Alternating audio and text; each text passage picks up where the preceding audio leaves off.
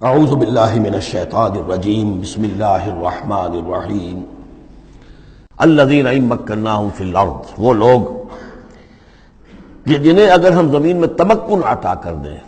یہ وہی لفظ ہے کذالک مکننا لیوسف، سورہ یوسف میں 2 مرتبہ ہم پڑھ چکے ہیں. الذین ان مکناہم فی الارض، وہ لوگ کہ جنہیں اگر ہم زمین میں تمکن، قدرت، طاقت، غلبہ، حکومت، استیلاء عطا کر دیں تو وہ کیا کریں گے؟ اقاموا الصلاۃ، پہلا کام ہے نماز قائم کریں گے. یہی کام حضور نے کیا، جاتے ہی سب سے پہلے جمعہ قائم کیا اور پھر یہ کہ مسجد نبوی کی تعمیر کی، پہلا کام. وآتوا الزکوٰۃ، زکوٰۃ ادا کریں گے. آتوا الزکوٰۃ، اور دیں زکوٰۃ. اقاموا الصلاۃ وآتوا الزکوٰۃ، اور دیں گے وہ زکوٰۃ. اور یہ کہ زکوٰۃ کا نظام قائم کیا جائے تاکہ جو بھی معاشرے کے اندر پسماندہ طبقے کے پاس جن کے ہاں احتیاج ہے ان کا بھی کفالت کا بندوبست ہو.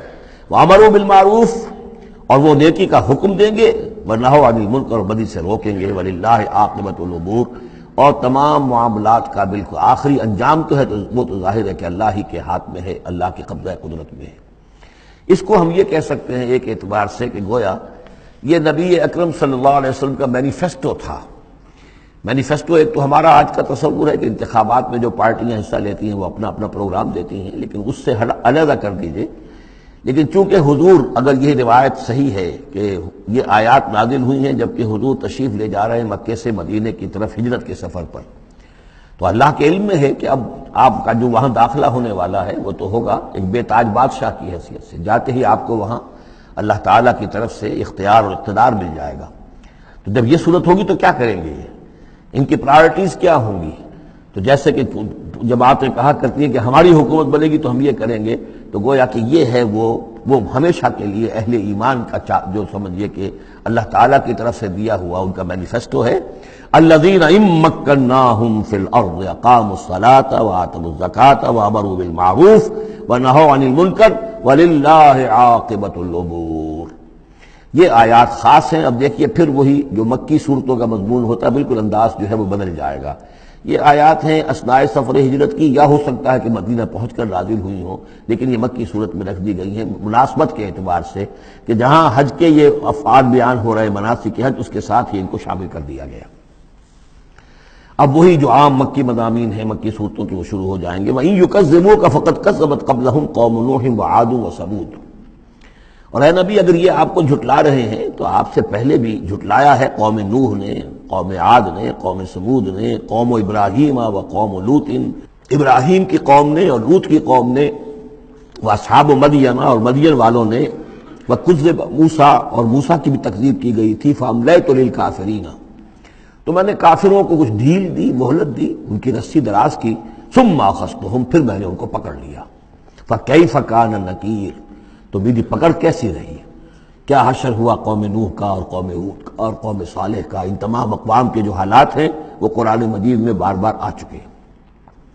فَكَأَيٍّ مِّن قَرْيَةٍ أَهْلَكْنَاهَا، تو کتنی ہی ایسی بستیاں ہیں، آبادیاں ہیں جن کو ہم نے ہلاک کیا. وَهِيَ ظَالِمَةٌ، اور ہلاک یوں ہی نہیں کر دیا، وہ ظالم تھی، گناہ گار تھی، ان میں گناہ اتنا پھیل گیا تھا، شرک اور کفر کا اتنا دورہ ہو گیا تھا کہ گویا کہ وہ ایسے ہی تھا جیسے انسانی جسم کا کوئی حصہ اگر گل جائے تو اس کو کاٹ دینے ہی میں عافیت ہے، ورنہ پورے جسم کے لیے وہ چیز جو ہے وہ مضر ہوگی. ایمپوٹیشن ہو جاتی ہے، ہاتھ کا، آرم کا ایمپوٹیشن ہو گیا، پیر کا ایمپوٹیشن کر دیا گیا کہ اتنا گل سڑ گیا ہے کہ یہاں سے متعفن مواد جو ہے اگر خون میں جذب ہو کر پورے جسم میں جائے گا تو پوری جان جو ہے اس کی ہلاکت کا اندیشہ ہے. تو اللہ تعالیٰ اسی طریقے سے ان بستیوں کو کہ جو اس طریقے سے گندگی کا اور برائی کا اور معصیت کا اور سیئات کا مرکز بن چکی ہوں اور وہ پھوڑا بن چکی ہوں، پھر ان کے لیے یہی اللہ تعالیٰ کی طرف سے سرجیکل آپریشن ہوتا رہا ہے. فَكَأَيٍّ مِّن قَرْيَةٍ أَهْلَكْنَاهَا فَهِيَ ظَالِمَةٌ فَهِيَ خَاوِيَةٌ عَلَىٰ عُرُوشِهَا، وہ گری پڑی ہوئی ہیں اپنی چھتوں کے بل پر. وَبِئْرٍ مُعَطَّلَةٍ، کتنے ہی کنویں ہیں کہ جو بند پڑے ہوئے ہیں، بڑی محنت سے لوگوں نے اپنے اپنے زمانوں میں کھودے ہوں گے، ان سے پانی پینے والے لوگ ہوں گے یا جمگھٹے رہا کرتے ہوں گے لوگوں کے، اب معطل پڑے ہوئے ہیں. وَقَصْرٍ مَشِيدٍ، کتنے ہی محل ہیں جو ان میں بڑی گچکاری کی گئی ہے، بہت انہیں مضبوط بنایا گیا ہے. اب جاؤ الحمرا کو دیکھ لو، کبھی مسلمان حکومت کیا کرتے تھے، غرناطہ میں جاؤ اور دیکھو الحمرا محل کیسا ہے. جاؤ اور کرتبہ کی مسجد کو دیکھو کہ جہاں کوئی سجدہ کرنے والا نہیں ہے، کسی کو سجدے کی اجازت نہیں ہے. افلم یسیروا فی الارض، تو کیا یہ لوگ زمین میں گھومے پھرے نہیں ہیں؟ فتکون لہم قلوب یعقلون بہا، تو ہوتے ان کے دل جن سے یہ سمجھتے اور بات کو کی تہ تک پہنچتے۔ تو یہ جو لفظ قلب کے ساتھ عقل آیا ہے، اب اس کو اچھی طرح سمجھ لیجئے، چونکہ یہ بات میری تو آپ کے سامنے آ چکی ہے کہ میرے نزدیک انسان ایک مرکب وجود کا حامل ہے۔ اس کا ایک وجود حیوانی ہے، خالص حیوانی اور مکمل حیوان اور اعلیٰ ترین حیوان۔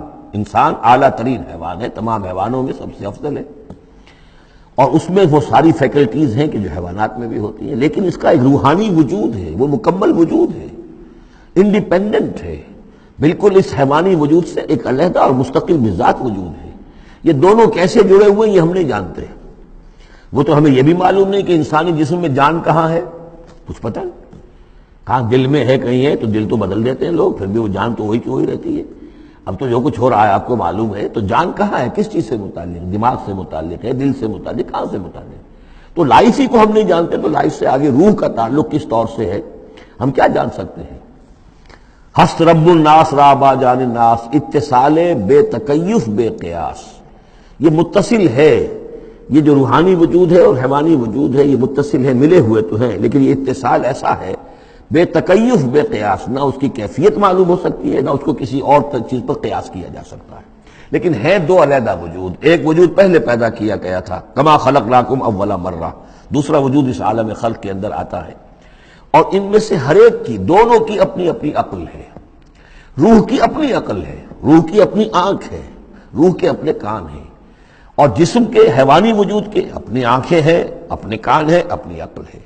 تو ان السمع والبصر والفؤاد، یہ حیوانی، یہ گویا کہ انسان کے جو حیوانی ذرائع علم ہیں وہ یہ ہیں، جن کے بارے میں گفتگو سورہ بنی اسرائیل کی اس آیت کے حوالے سے میں تفصیلاً کر چکا ہوں۔ ان السمع والبصر والفؤاد کل اولئک کان عنہ مسئولا۔ لیکن انسان کے اندر جو یہ روح ہے یہ دیکھتی بھی ہے، یہ سنتی بھی ہے، اس کے اپنے کان ہیں، وہ غیر مرئی کان ہیں، غیر مرئی آنکھیں ہیں، لیکن اس کی اپنی عقل ہے۔ اب یہاں دیکھیے یہ دونوں چیزیں واضح ہو جائیں گی۔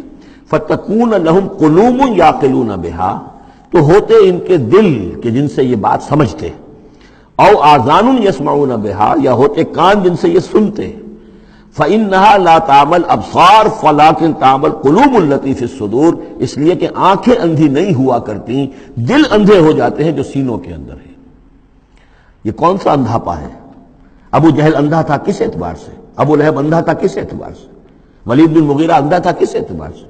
ان کی آنکھیں تو اندھی نہیں تھی، ان کے دل اندھے ہو گئے تھے، ان کی روحیں اندھی ہو گئی تھی، ان کے اوپر اپنی دنیاوی اغراض، اپنی ضد، اپنی ہٹ دھرمی اور اپنے تکبر اور اپنے جو بھی ان کے اندر عصبیتیں تھیں، اس کی وجہ سے اس طریقے سے ان کے اوپر پٹیاں پڑ چکی تھی کہ وہ روح نہ دیکھتی تھی نہ سنتی تھی۔ تو یہ ہے اصل میں یہ معاملہ۔ فَإِنَّهَا لَا تَعْمَى الْأَبْصَارُ، ایک ہے آنکھیں اندھی، لیکن ہو سکتا ہے کہ دل جو ہے وہ دوسروں سے کہیں زیادہ دیکھنے والا ہو، لیکن یہ کہ آنکھوں کا اندھا ہونا اتنا بڑی بات نہیں جتنا دل کا اندھا ہونا۔ أَفَلَمْ يَسِيرُوا فِي الْأَرْضِ فَتَكُونَ لَهُمْ قُلُوبٌ يَعْقِلُونَ بِهَا، تو کیا یہ زمین میں گھومے پھرے نہیں، پھر ہوتی ہیں ان کے دل کہ جن سے یہ بات کو سمجھتے، او آذان يسمعون بها، یا ہوتے کان، روح کے کان کہ جن سے یہ سنتے، دیدن دیگر آموز سنیدن دیگر آموز، اس لیے کہ ظاہر بات ہے بستیوں کو تو وہ دیکھتے تھے، کتا بھی دیکھ رہا ہے کہ کار آ رہی ہے، اسے بچنا ہے، وہ بھی اپنی جان بچاتا ہے، انسان نے بھی دیکھ لیا اور وہ بھی جان بچانے کے لیے ایک طرف ہو گیا، تو کوئی بڑا فرق نہیں۔ یہ حیوانی جو دیکھنا ہے وہ تو دیکھنا ہے، لیکن انسان کا دیکھنا کچھ اور ہے۔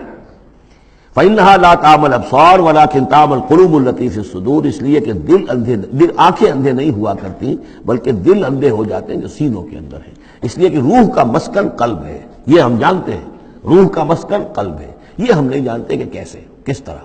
بہرحال دل کو آپ اگر کہیں کاٹیں گے پیٹیں گے تو کہیں وہ آپ کو اس میں روح نظر نہیں آئے گی، وہ غیر مرئی شے ہے، لیکن تعلق اس کا جو ہے وہ قلب انسانی کے ساتھ ہے۔ صدق اللہ العظیم۔